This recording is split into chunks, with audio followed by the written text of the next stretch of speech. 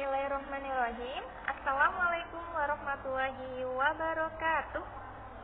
Bagaimana kabarnya hari ini teman-teman? Semoga selalu dalam keadaan sehat walafiat dan Allah Subhanahu wa Ta'ala selalu melindungi teman-teman dimanapun dan kemanapun teman-teman pergi.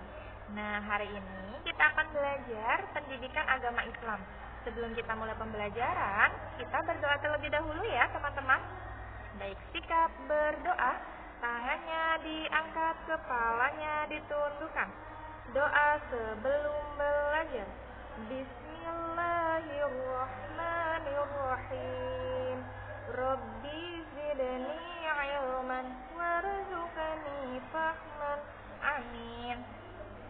Terima kasih untuk teman-teman yang sudah berdoa hari ini. Semoga ilmu yang Ustazah sampaikan dapat bermanfaat untuk teman-teman semuanya. Nah, kita lanjutkan ya teman-teman untuk pembahasan hari ini. Pastikan teman-teman menonton video pembelajaran dari awal sampai tuntas ya. Baik, hari ini kita masih belajar tema 5 ya teman-teman, tentang pahlawanku untuk temanya.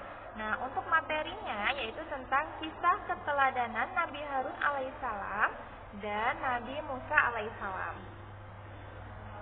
Nah, yang pertama kita mengenal terlebih dahulu untuk Nabi Harun alaihissalam ya teman-teman. Nabi Harun adalah kakak kandung dari Nabi Musa alaihissalam. Nah, Nabi Harun mendampingi Nabi Musa menemui Fir'aun agar melepaskan Bani Israel dari cengkraman dan penindasannya. Nabi Harun bersama-sama Nabi Musa alaihissalam juga menyampaikan ajaran Allah Subhanahu wa Ta'ala kepada Fir'aun, raja Mesir yang kejam dan mengaku sebagai Tuhan.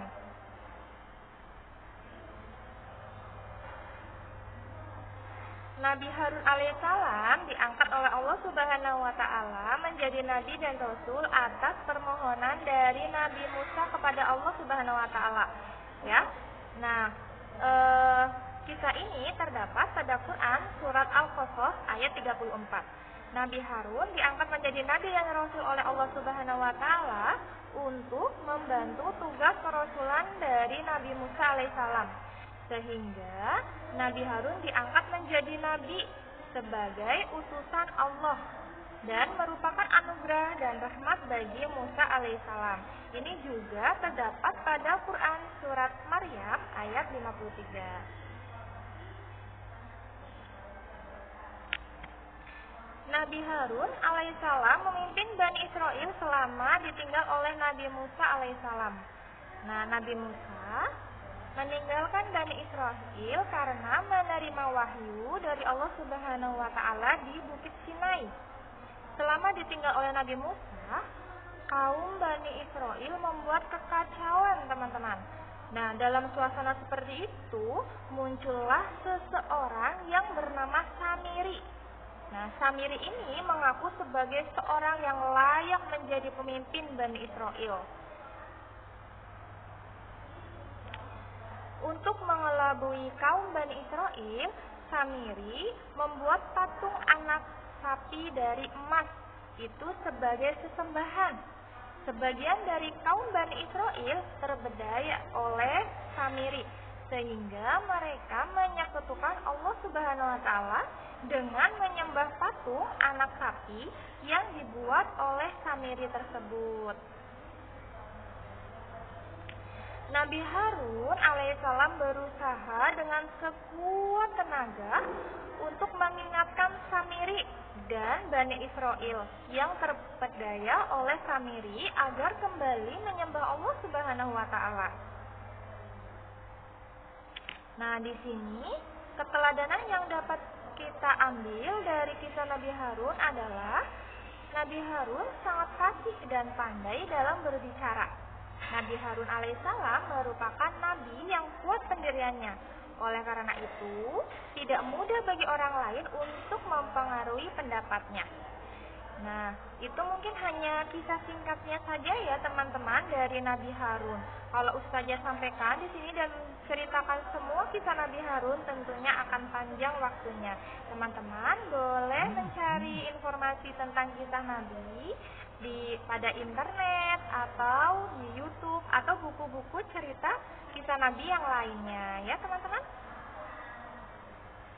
Nah, di sini Nabi Harun alaihissalam juga seorang nabi yang lemah lembut dalam menghadapi kekejaman dan kekerasan Fir'aun.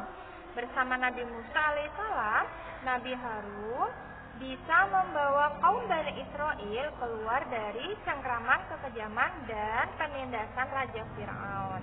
Nah, itulah keteladanan yang dapat kita ambil dari kisah Nabi Harun. Nah, sekarang kita lanjutkan untuk kisah Nabi Musa alaihissalam ya teman-teman. Nah, yang pertama kita mengetahui dulu atau mengenal tentang Nabi Musa. Nabi Musa alaihissalam lahir di kota Mesir. Nah, Nabi Musa alaihissalam lahir ketika negeri Mesir dipimpin oleh Raja Fir'aun, yaitu raja yang zalim dan kejam. Raja yang menyatakan dirinya sebagai Tuhan ya teman-teman. Jadi Raja Fir'aun ini mengaku-ngaku bahwa dirinya itu adalah Tuhan. Ya. Jadi dalam memimpin rakyatnya, Raja Fir'aun ini memperbudak dan menindas kaumnya. Nah, Raja Fir'aun ini bersikap sewenang-wenang di bumi dan menjadikan penduduknya berpecah belah. Nabi Musa alaihissalam lahir saat negeri Mesir sedang ada peraturan, yaitu jika ada bayi laki-laki yang lahir maka harus dibunuh. Seperti itu ya teman-teman. Nah, kemudian peraturan itu muncul disebabkan ketakutan Fir'aun terhadap mimpi yang dialaminya. Nah, arti dari mimpi Fir'aun ini adalah suatu saat akan ada pemimpin laki-laki yang akan menaklukkan dan menggusur kedudukannya. Akhirnya, Nabi Musa diselamatkan oleh Allah Subhanahu wa Ta'ala dari kekejaman Fir'aun. Ketika Nabi Musa lahir, ibunya mendapatkan ilham dari Allah Subhanahu wa Ta'ala untuk menghanyutkan bayinya ke Sungai Nil.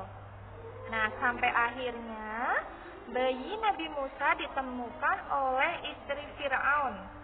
Ya, dengan izin Fir'aun, Nabi Musa saat masih bayi dirawat dan dibesarkan di istana Fir'aun. Nah, selama berada di istana Fir'aun, berkat perlindungan Allah Subhanahu wa Ta'ala, Nabi Musa disusui oleh ibu kandungnya sendiri, teman-teman. Dan Nabi Musa kemudian tumbuh seperti anak raja, yaitu sebagai orang yang kuat, pandai, sopan, pemberani, dan berpendidikan.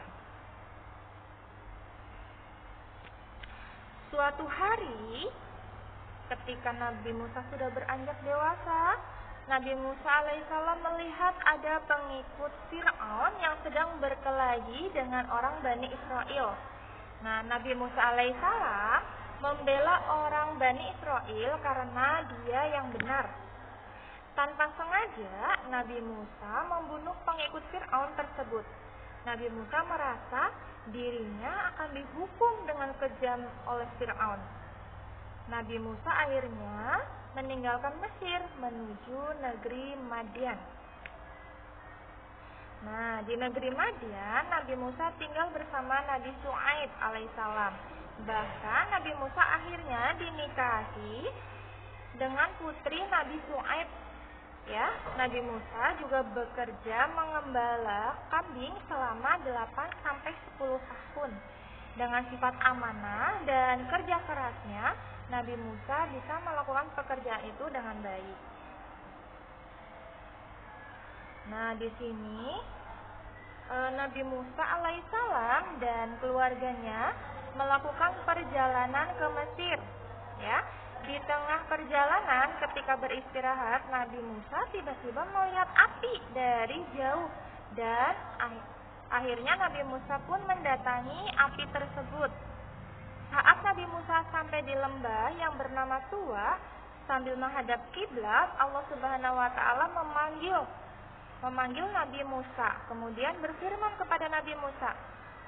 Firman Allah tersebut terdapat dalam surat Toha ayat 11-16. Nah, mulai saat itu Nabi Musa alaihissalam diangkat oleh Allah menjadi Rasul.